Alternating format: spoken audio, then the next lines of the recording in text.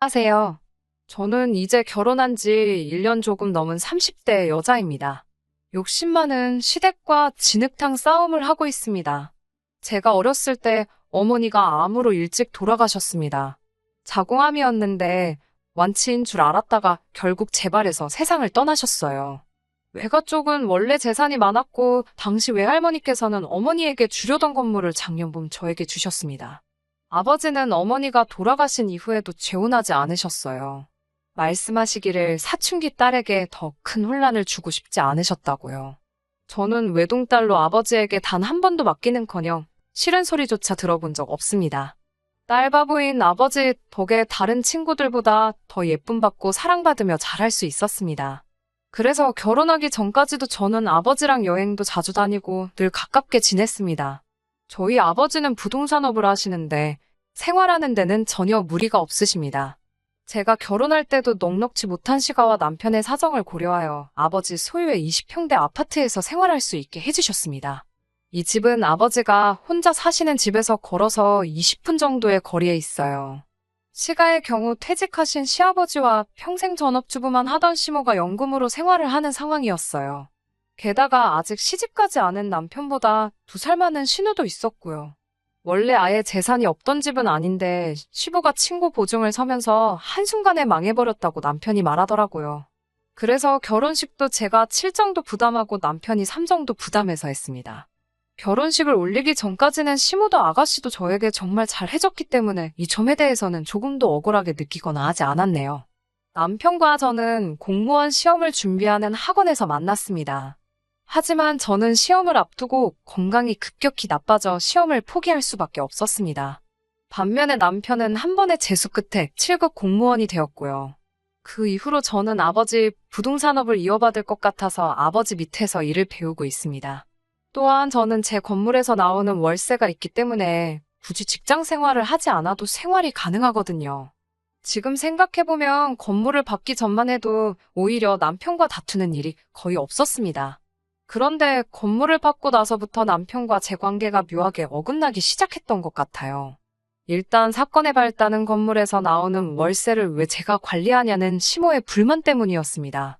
제 건물임에도 불구하고 시모는 계속해서 부부재산은 공동재산인데 왜 그걸 저 혼자 관리하냐는 거였죠.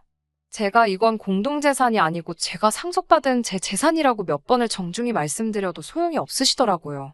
참고로 건물에서 받는 월세는 한 달에 이것저것 다 빼고 나면 800 정도 됩니다. 게다가 제 건물 1층에 공실이 났다는 걸 알게 된 아가씨가 자기는 옛날부터 카페를 해보는 게 꿈이었다면서 자기한테 세를 달라고 하더라고요. 그런데 일단은 자리를 잡아야 된다고 1년의 시간을 달라더군요. 한마디로 1년은 공짜로 장사를 하고 싶다는 거예요.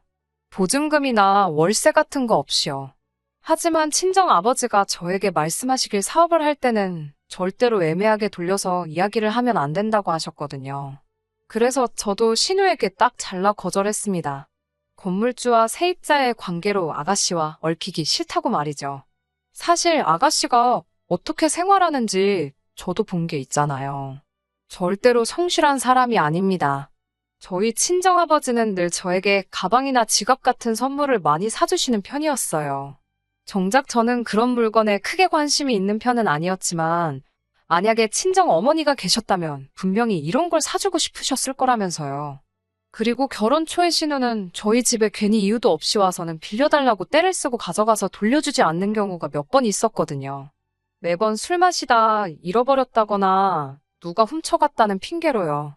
신우하고 그런 물건 한두 개로 날 세우기 싫어서 미운에 떡 하나 더 주는 심정으로 괜찮다고 한 적이 한두 번이 아니었어요. 그래서 저를 호구로 봤던 건지 이제는 가게까지 내달라는 거잖아요. 이런 아가씨를 제가 뭘 믿고 제 돈 투자해서 카페를 만들어주나요. 그런데 이 일을 들은 시모가 노발대발 난리가 났더라고요.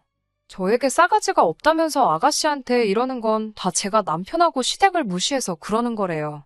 시댁 식구들 어려운 줄 모른다면서 이참에 단단히 버릇을 고쳐놔야겠다며 전화로 막말을 시전하시더라고요. 그래도 제가 아무런 반응이 없자 남편이라는 시청까지 찾아가서 남편을 붙들고 하소연을 하셨나 봐요. 바보 같은 남편이 그 하소연에 넘어가서는 저에게 그냥 이번만 해주면 안 되냐고 헛소리를 하더라고요. 눈 딱 감고 해줄 수도 있었겠지만 사실 저는 이게 마지막이 아니고 이제 시작이라는 예감이 들었어요.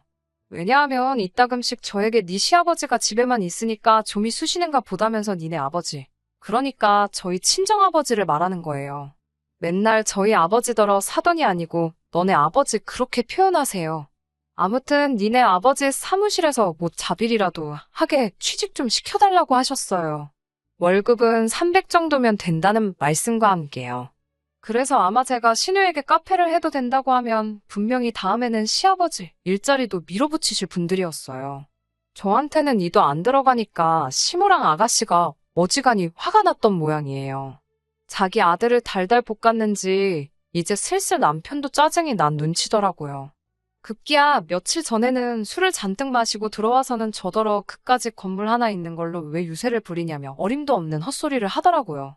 제가 요즘 카페가 얼마나 많은지 아냐고 장사 우습게 보는 거 아니라고 말했어요. 자꾸 이런 식으로 나오면 시댁 식구들하고 안 보고 살겠다고 했어요. 그러자 남편이 저에게 쌍욕을 하며 시댁으로 가버렸습니다. 그래도 제가 전화도 안 하고 아무런 반응을 안 보이자 한 일주일 만에 들어와서는 한다는 소리가 이제 집에 저희 친정아버지 모소시게 하랍니다. 친정아버지 집에도 한 달에 한 번만 가라고 하더라고요. 20분 거리 사시는 친정아버지 혼자 식사하시는 게 마음에 걸려오고 갔던 거고. 그렇다고 저희 아버지가 남편하고는 한 번 제대로 마주친 적도 없는데 갑자기 친정아버지를 걸고 넘어지니 이놈이 제정신인가 싶더라고요. 지금 사는 이 집도 친정아버지가 해주신 거나 마찬가지인데 남편이 무슨 생각으로 저러는지 어이가 없더라고요. 저는 그렇게는 못하겠다고 맞섰고요. 그러더니 이번에는 시모한테 잘못했다고 시모가 하라는 대로 하겠다고 사과하랍니다. 다시 한번 싫다고 했더니 얘이는 어디다 팔아먹고 맨날 지 애비밖에 모른다면서 애비애비 거리더라고요. 저더러 엄마 없이 자라서 시모한테 효도하는 법도 모른다면서요. 그 말을 듣고 있으니 가슴을 누가 후벼 파는 것 같아서 짐 싸서 아버지 집으로 와버렸습니다. 집에 오자마자 제가 꺽꺽 울어대니 친정아버지가 놀라서 왜 그러냐고 물으셨어요. 저는 그동안 있었던 일을 말씀드렸고 친정아버지는 일단 마음을 추스리라고 하셨습니다. 아버지가 방법을 찾아보겠다고요. 결혼 전에 쓰던 방에서 마음을 추스리며 내린 결론은 이혼이 답이더라고요. 제가 뭐 한다고 이런 시댁에 돈줄이 되어야 하나 싶어서요. 아침까지 남편한테 친정 집 전화로 제 핸드폰으로 계속 전화가 오더라고요. 시모한테도 몇 번 왔고요. 집에 가서 마저 짐을 챙겨오고 싶은데 혹시나 시모를 마주칠까 무서워서 못 가겠더라고요. 친정 아버지는 고모한테 전화해서 제 이야기를 다 하셨나 봐요. 고모와 사촌 오빠까지 저를 위해 나서주겠다고 했어요. 참고로 고모부는 법률 쪽에서 일하셨기 때문에 법적 절차는 걱정할 것 없다고 하셨습니다. 다들 제 손을 꼭 잡아주면서 앞으로는 어려운 일도 힘든 일도 없을 거니까 마음만 강하게 먹으라고요. 점심을 먹고 저와 사촌 오빠는 제가 살던 집으로 향했습니다. 도어락도 바꾸고 남편도 내보내기 위해서요. 저희 아버지 집이니 아버지가 나가라고 하면 어쩔 도리가 없으니까요. 집안에 간이 아니나 다를까 시모와 아가씨가 거실에 떡하니 앉아있더라고요. 저는 떨리는 마음을 추스리면서 그 둘을 유령 취급하고 제 집 몇 가지를 챙겨서 방에서 나왔습니다. 열쇠하는 분을 불러 도어락을 바꾸기 시작하니까 시모랑 아가씨가 난리가 났습니다. 사촌 오빠 옷을 잡아 끌고 저를 때렸습니다. 결국 오빠가 경찰도 부르고 친정 아버지도 오셨습니다. 그러자 그렇게 고함 지르고 난리 치던 시댁 사람들이 눈치만 살살 보고 조용해지더라고요. 친정 아버지가 당장 네 아들 짐 싸서 내 집에서 나가라고 소리를 치시면서 눈에 보이는 남자 물건은 다 현관 밖으로 집어 던지시는데 그런 아버지의 모습은 태어나서 처음 보는 것 같았습니다. 시집 잘못 간 바보 같은 저 때문인 것 같아서 눈물이 나더라고요. 시모와 아가씨는 저더러 독하다 천벌받을 거다라며 악담을 하고 짐을 주워 가더라고요. 저도 더 이상 가만히 있기는 싫어서 아가씨 뒤에 달라들어 잡아뜨렸습니다. 아가씨가 미쳤냐고 저한테 고함을 지르길래 저도 질세라 뺨을 때리면서 거지같이 어디 빌붙을 궁리하지 말고 네 능력으로 인간답게 살라고 했네요. 시모랑 아가씨가 고소한다고 난리치길래 나도 할 거니까 두고 보라고 소리 질렀어요. 얼마 지나지 않아 남편놈한테 다시 전화가 오기 시작하더라고요. 이번에는 피하지 않고 받아서 말씨름 더 이상 하고 싶지 않으니까 그만하라고 했어요. 이혼하기로 결정했고 법대로 하자고요. 그러자 남편 말이 시모가 주도권을 잡아야 한다고 세게 나가라고 해서 자기가 그런 거라고 잘못했다고 싹싹 빌더라고요. 하지만 제가 더 이상 귀찮게 하지 말라고 했어요. 찾아오지도 말고 그러면 당신한테 불리한 증거만 쌓인다고요. 그러자 이제는 문자로 계속 잘못했다고 한 번만 용서해달라고 사정을 하네요. 지금도 생각하면 다시 손이 덜덜 떨립니다. 정신 차리려고 하루에 세수만 몇십 번은 하는 것 같네요. 법적인 절차를 밟으면서 알게 된 일이지만 시모랑 아가씨는 남편을 통해 알았었는지 저희 아버지에게 어려운 줄도 모르고 몇 번이고 연락을 했었더라고요. 저를 설득시켜서 그 건물에 카페를 열게 해주라고요. 씨알도 안 먹히니 나중에는 저희 아버지에게 사업하신다는 분이 융통성도 없고 답답하시다며 가족끼리 이러는 거 나중에 지옥 가실 거라는 저주스러운 말도 서슴지 않으셨더라고요.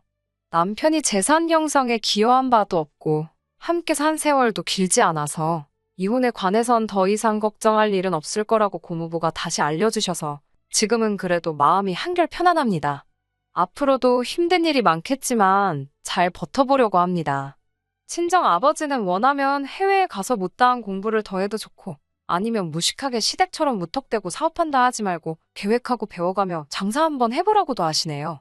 당분간은 이런 힘든 시간은 있고 미래만 바라보며 살아보려고요.